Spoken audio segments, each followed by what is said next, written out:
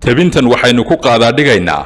ilo dakhli oo muhiim u ahaan lahaa deegaanka Soomaalida balse lunsan ama aynu odhan karno way dayacan yihiin waana isha dalxiiska iyo tamashlaha oo deegaanka Soomaalidu ayna jirin haba yaraatee wax daryeel ah iyo wax dakhli ah oo laga sameeyo warbixin uu uga magac dhigay dakhli badan oo deegaanka ka lunsan waxa qoray macalinka Soomaaliyeed aniguna waa Axmed Awgo oo soo koobaya halkanina waa JTN ee soo dhawaada jaalayaal fadlan haddii aad nagu cusub tahay nagu soo biir kana mid noqo kumanaanka nagu xidhan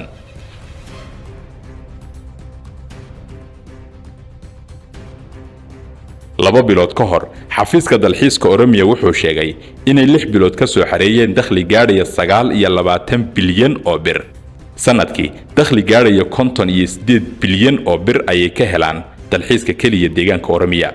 11 milyan oo dalka gudihiisa ah iyo 100,000 oo qurbo jooga ayaa deegaankaas booqday 6 bilood kaliya sanadka dhan waxa uu deegaanka Soomaalidu maamulo ee miisaaniyadda ah dakhli aad uga badan ayay dalxiiska kaliya ka helaan Oromiya si kale haddaan u dhigno waa dakhli u dhigma ama ka badan miisaaniyadda sanadka dhan ay ku shaqeeyaan maamul goboleedyada Soomaaliya xogtaas markaad milicsato waxay kugu noqonaysaa waxaan aqligu qaadan karin laakiin markaan u kurgalay qaab dhismeedka xafiiska dhaqanka ee dalxiiska Oromiya waxaan ogaaday inuu ka mid yahay kuwa ugu awoodda badan wuxuu leeyahay ilaa 8 wakaaladood shirkado ururo hoos yimaada wuxuu leeyahay ilaa 8 sayro oo waaweyn oo lagu ilaaliyo xayawaanaadka qaar xitaa noocoodu yaryar yahay ayuu leeyahay waxay leeyihiin Oromiya ilaa 38 goobo dalxiis oo iskugu jira taariikhi meelo khayraad rabbaani ah iyo hadhaab boqortooyooyin hore waxa u dheer inay dhiseen mashruuc hoteelo iyo dhismayaal badan ay hoos tagaan oo la yiraahdo soo booqo Oromiya visit Oromiya waxa u dheer in qaab dhismeedka xafiiska intiisa badan ganacsato la siiyay oo dadka Itoobiya ka imanaya marka horeba ay jiraan ururo ku soo qanciya deegaankaas intaas oo maaha ay waxay ku bixiyaan dhaqaale badan si loo kasbado dalxiisayaal cusub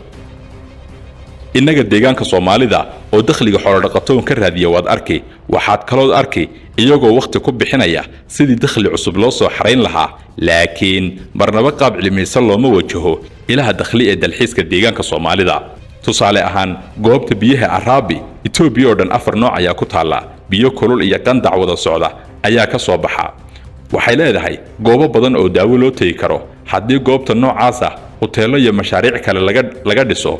jigjigana way u muuqataaye dakhli badan ayaa ka soo xaroon lahaa tusaale kale qabalaha darbiga ee Tuliguleed waxa ku taala magaalo qadiimi ah oo dhismaheedu muuqdo masaajid 400 oo sano ka hor la dhisay ayaa ku yaala haddii la dayactiro oo diir loo helo bal sawiro dakhliga laga dhalin lahaa inta uu leekan lahaa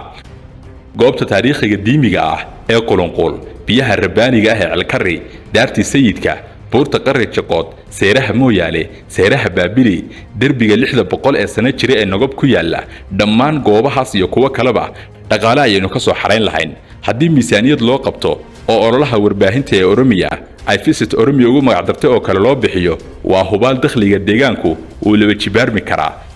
deegaankuna waa midka Itoobiya ugu xasiloon oo in dad badan la soo jiido way fududahay cudurka ka gala fardaha haddii laga gubo dameer dawada lama gaadhaye dollar hal la raadiyo halkii hooyo xoolo yar haysata canshuur dheer laga raadin lahaa ayuu macalinka Soomaaliyeed ku soo koobay warbixintan